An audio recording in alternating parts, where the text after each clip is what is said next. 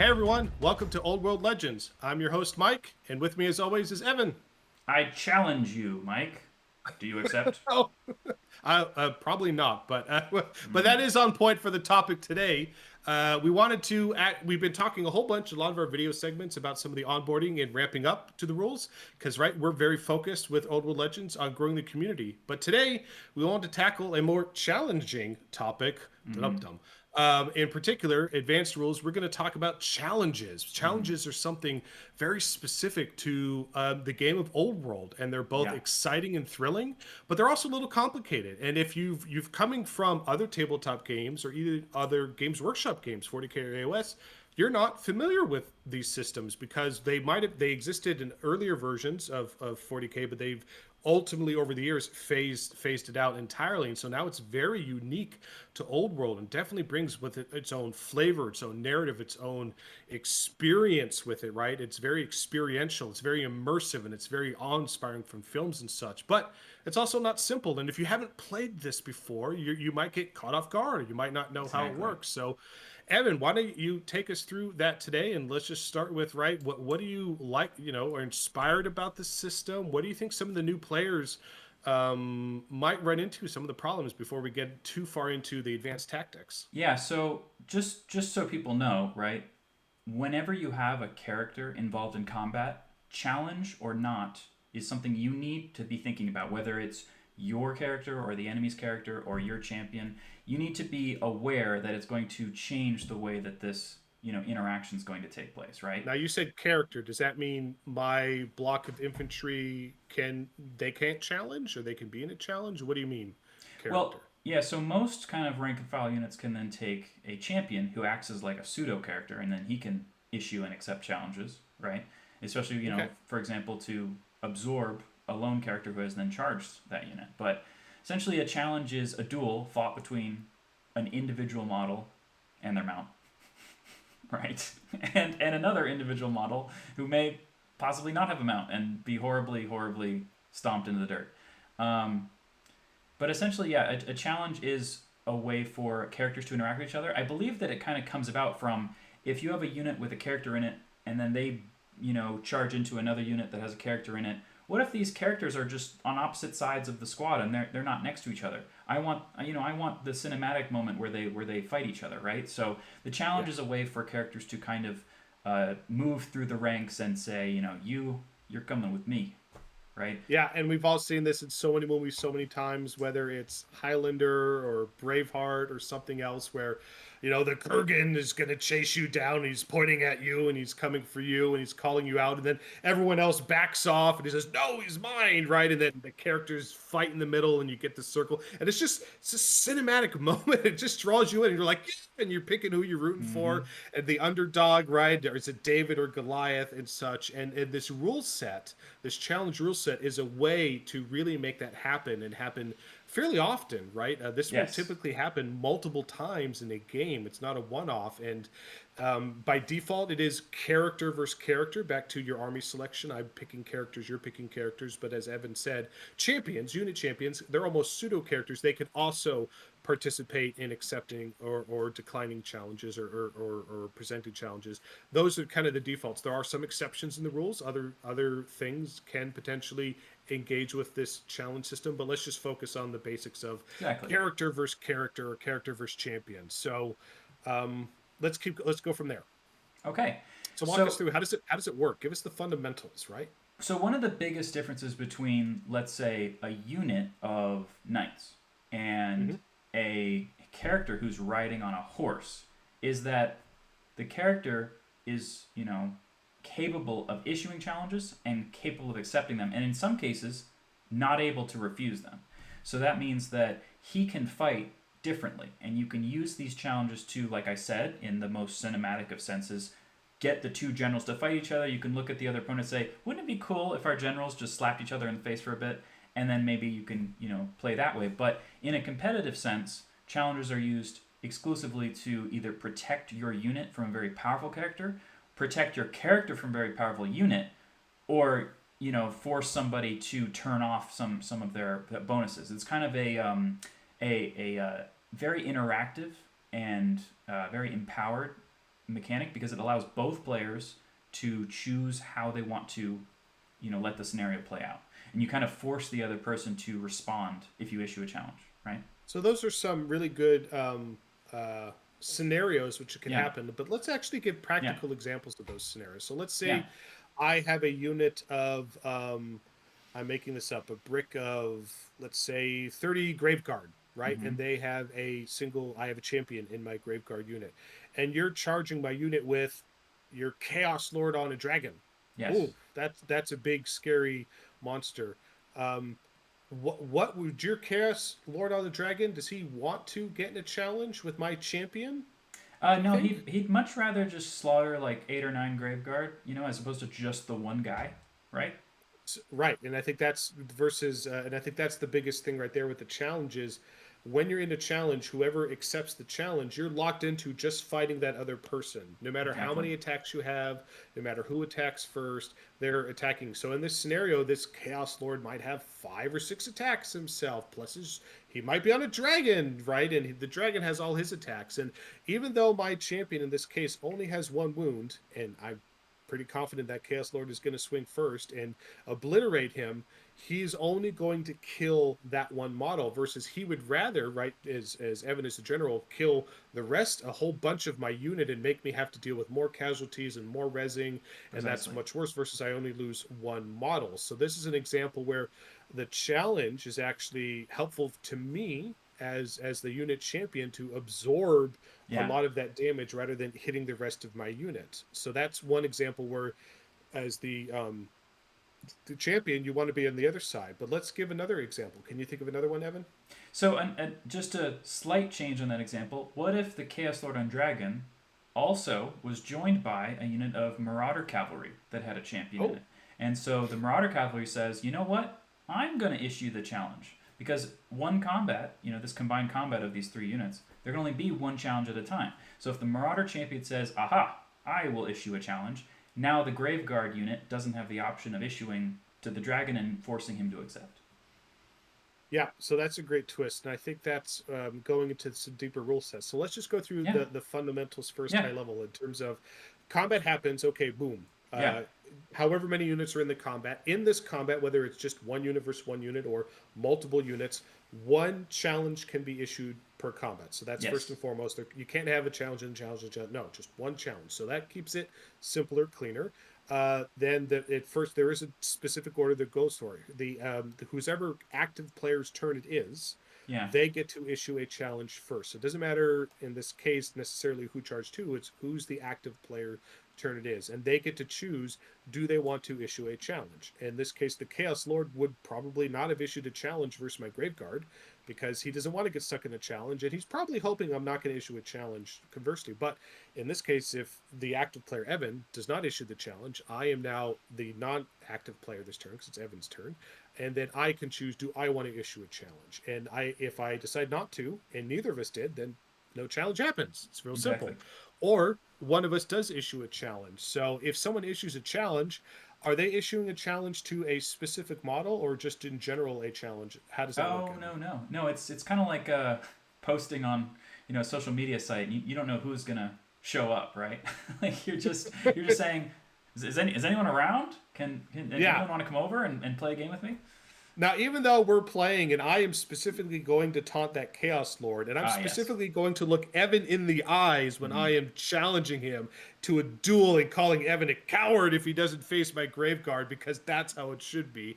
The reality is, the Graveguard, mechanically, my character champion is stepping up and saying, I'm challenging anybody who dares fight me. It's a general challenge. So, and the Mm-hmm. example Evan said where he had 2 characters, he had the Chaos Lord and he had a Marauder Champion because there was 2 units. He can then choose who accepts the challenge, right? So it's really a general challenge to the opponent, and Yeah, then anyone who's an eligible character or champion in that combat may accept the challenge, yeah. and then that challenge is fought. But what happens if you refuse the challenge? Ah, well, if you were the Chaos Lord on Dragon and you had just charged in without any help, you wouldn't be allowed to refuse because Mm-hmm. there was nowhere for you to leave combat. Anyone who refuses a challenge must completely leave the combat and not make any attacks. They don't get to give any bonuses to the unit, like a squad that they had joined, for example, and confer no benefits. So, a good example of this is that if you have a wizard in a unit and that unit Hmm. charges in, right, and the other person issues a challenge, if you refuse, then your wizard might be the one who's chosen by your opponent to have to go to the back. And any of the spells that they've cast to help their squad out, or any of the assailants that they might be able to cast, now they're not going to. It's almost as if they weren't even there, right? Yep, because they're a coward. They're cowering in the back. So Yeah. I think the important thing there too is that if, let's say, in this scenario, I had a unit with a champion who wishes a challenge, and Evan had multiple characters. If Evan says no, none of my champions or heroes are going to step up. I don't want any of that noise. I don't want to fight that. Then my side, me as the player who I issued the challenge, since Evan refused to accept it, I get to choose which one of his characters or the champion is going to be scorned and insulted and called a coward, and they're going to basically flee to the Mm-hmm. back of their unit, hide from the combat, and I get to tease Evan the rest of the day and probably the next month as well, because it's really funny because the old world is an experiential game and it creates Absolutely. great stories and great narratives. It's like we're playing out a film, right? And you absolutely we're going to talk about the cowardice of that person. So that the important mechanic is you get to choose who fails. But Evan, you also said that there are some times you don't have the option to choose to not accept the challenge, right? So that example of the Chaos Lord, why did he have to accept the challenge? So essentially, if you're a lone character, then there's no unit for you to go and hide behind, right? You have Right. to eventually have somewhere to go to run away from the combat where everyone else fights for you. Um, Yeah. yeah, So that's an example where even though the Chaos Lord would have preferred to or an example not fight because he wants to hit the unit or something, he can't because he has nowhere to go, so he's forced into the challenge. So there are some really fun engaging mechanics here of who's issuing the challenge first, who's accepting the challenge, what happens if we refuse the challenge, and as Evan was giving examples, there's really interesting plays and strategy because if you have multiple characters, multiple champions, there's definitely some mind games as to who's going to accept the challenge. And there are scenarios like it's like, well, my Marauder champion will step up so yeah. that my Chaos Lord can still do what he wants to do. So there are definitely multi-unit charge combos that you want to be prepared for this challenge because challenges are going to happen all the time. Yes, I think in essentially just every combat where a character is involved, both players are immediately going to be thinking about if I issue a challenge, what will happen? Then Hmm. they're going to decide, am I going to do that? And then generally the active player says, you know what, I'm not going to. Then the other player gets to decide whether they're going to, and then you continue with making your attacks afterwards. So after you know where So people are going to go. now, is it all just downside with challenges in 1 versus 1? So let's go to the example of this Chaos Lord on the Dragon versus my Graveguard champion again. I only had one Yeah, wound, yeah. so you're only going to kill one thing, but you have all these additional attacks. Are they just completely wasted, or do you get some benefit for them? Yeah, so you get overkill. So this is where you get combat resolution of up to +5 past the number of wounds of the champion who you killed. So this does mean that your combat res that you can get for killing a champion is not +6. No, it is 5 higher than however many wounds they have. So if this is an ogre champion that you murdered and you did 3 wounds to him, you can then do 5 more points of damage after that fact and then get a +8, if Yeah. that makes sense. So you'd still just be killing that one hero or Yes. character or champion that you were fighting, whether he had 1 wound, 3 wounds, or more wounds.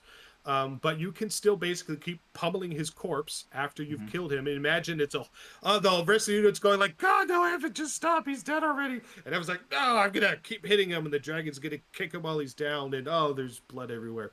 And so you get that overkill point. So even though you're not killing more models, there's still a benefit. You still have to hit them, you still have to wound them, you still get their armor save right, so you are still going through the whole normal process of doing additional damage to them. But Hmm. if you do get more damage through, you can get up to an additional +5. And again, at the end of the combat, when you're factoring in rank bonuses and how much damage was dealt and banners and all those things, it can really make a big difference in making sure that your side still wins at the end of the combat with the additional resolution you get from overkill. So it's not all downside. There are definitely still advantages to even if the Yeah, other champion you kill very easily.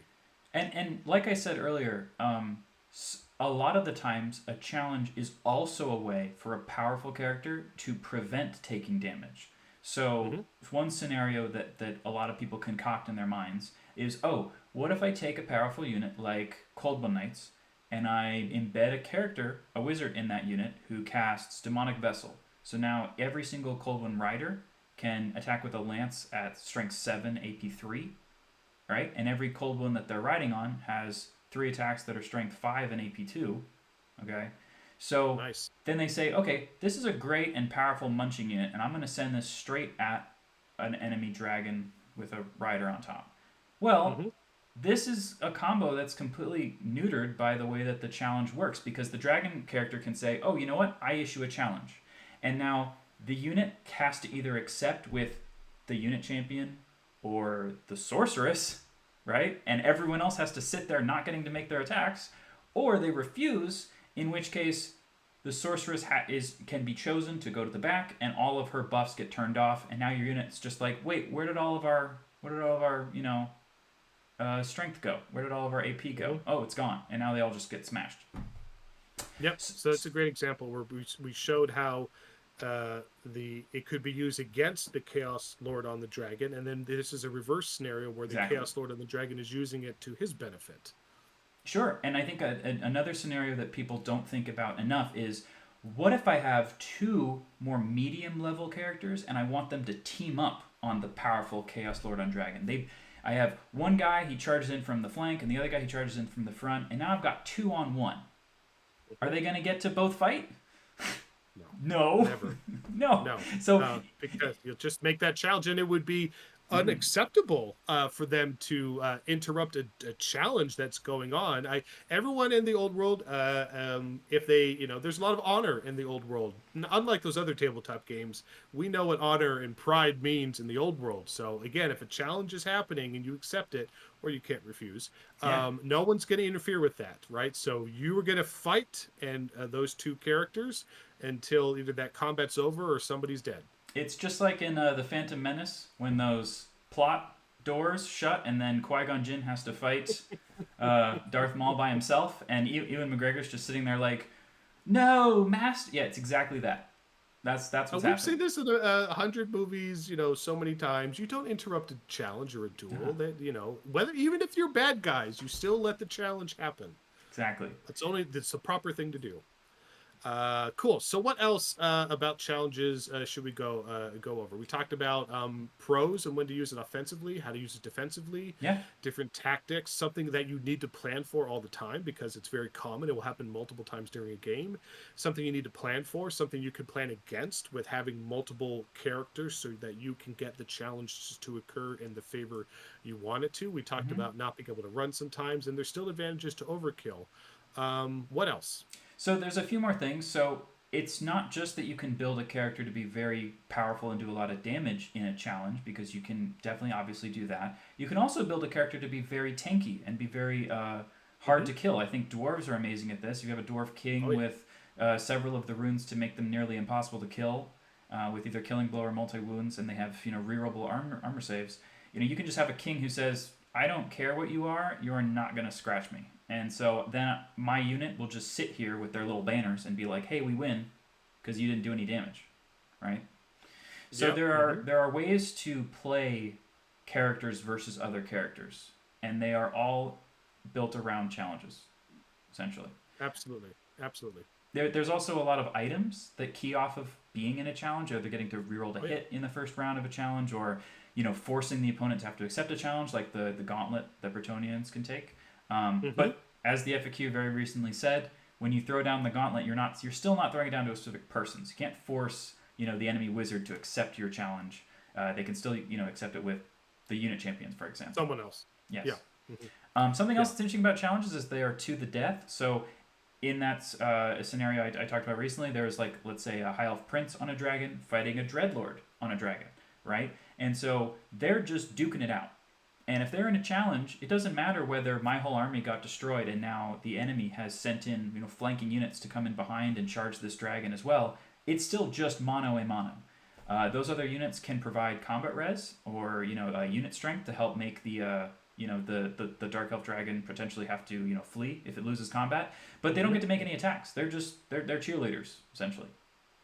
Yeah. So in this scenario, even if both of our characters survive, Yeah. and somebody still wins, well, somebody gives ground. Well, if that other opponent follows up, right, giving ground, and you follow up, the combat is effectively continued. It's just the shuffle around the battlefield as one unit's pushing another, and you are still locked in that challenge, even though that you got pushed in the battlefield. So if that combat continues, you will still be fighting in that challenge. It doesn't get reset. You'd have to literally break apart. Either someone dies or those units break apart. Those are the only ways to turn off the challenge, if you will. Yeah, and some of the other things to point out here is that challenges have very clear rules about how mounts are just doing their attacks into the challenge as well, including their Mm-hmm. impact hits and stomps. So if you, for example, have a character who's riding a chariot, like a lot of the Beastmen characters may do, and they charge into a unit, well, you would want to do those d6 plus 2 impact hits into the unit. But if they have a unit champion who can challenge, then all of those impact hits just crash into that one dude, and you just smash him to pulver, smithereens. You don't get to do them to Mm-hmm. everybody else. And Right. vice versa. If you have a character who's mounted on a dragon or any kind of monster, all of those stomp attacks get to all be directed into just the character in the challenge with them. So let's say it's the dwarf king example, for example, right? Instead of those stomps being spread out to your other infantry models and smashing them to bits, they're all just going straight into your king, which could be a good thing if you're so survivable that you don't care, or it could be a really bad thing if your character has stacked a lot of minuses to hit and all of the regular attacks bounced off, but then d6 AP2 stomps and you're dead just from that. Yep. The dragon sat on you and you got crushed. Well, that would hurt. Yeah. So yeah, definitely, it's a big part of the game. It's Mm-hmm. got a lot of great nuances. It really leads to some exciting cinematic moments. But if you're not prepared for it, it's definitely going to catch you off guard. You need to understand the mechanics. You need to understand it. Mm-hmm. You're gonna when you to challenge, when not to challenge, how to combo so that you're going to get it to be in the favor of the order that you want it to happen. And it's a big part of the game. And there's some really fun, clever nuances to this. And it's a more challenging. It's definitely an advanced skill tactic to learn how to master this. And so we would definitely encourage everybody to get some practice in Mm-hmm. and to learn more about when to challenge and when not to challenge, and how to deal with the opponent challenging you when you don't want to. How do you make the best of Yeah, those and it situations? actually extends to list building because do you want to buy unit champions for your units? Do you want Mm-hmm. characters to join the unit or do you want them to run around on their own? I think the main scenarios where the challenge doesn't happen is where the character is joined a unit and the unit he's in also has a unit champion and then they charge Mm-hmm. into a unit that has a unit champion in it. And so if there's a character and champion on both sides, then both sides could issue the challenge and accept with the champion. So neither side can gain an asymmetrical advantage over each other. And at that point, both players often just choose to not challenge at all. Yeah. So that's definitely, I think, a great scenario. And there are other examples. So by default, Yeah. it's normally like, oh, of course I'm going to take a champion. I'm always Mm-hmm. going to want to spend those additional points because they have almost always an additional attack, if not some other benefit that they're going to bring to the table. But there are definitely scenarios depending on where your characters, how do you position them in this unit, around this unit, and how you're planning ahead for challenges that you don't always want a unit champion. So this is something you're going to Yeah. learn as you become more proficient with the game and more proficient with your list building. Yeah, and just to point out a really obvious or potentially a very very important example of that, if you have multi-wound models like dragon ogres or minotaurs or ogres, for example, Mm-hmm. having Mm-hmm. unit champions in there can be a big detriment because if a character charges you and you have three models and one of them's a champion, they issue a challenge and you either accept and now it's one on one instead of one on three, or you refuse and now it's one on two instead of one on three. So you could lose a Mm-hmm. third of your combat output because that guy just was like, yeah, I know, I'm special. I gotta go hide in the back. Mm-hmm. Yep, that definitely happens. Yeah. All right, cool. Evan, any other pro tips for challenges, or do you think we hit them all? Um, I really think that there could be a more expanded video just talking about, how challenges could be worked into the mission design. Like, I think that, having more victory points for winning more challenges than your opponent or having never refused, for example, would be really exciting and interesting to talk about. But we will get to that when we talk about missions, I think, because I think that missions are the main way that event organizers can keep the game fresh. Awesome. Cool. Well, we did it. So that's one of our first videos on an advanced tactic, and we'll be doing more of these in the future, and we hope you enjoyed it. All right. All right. Thanks, everyone.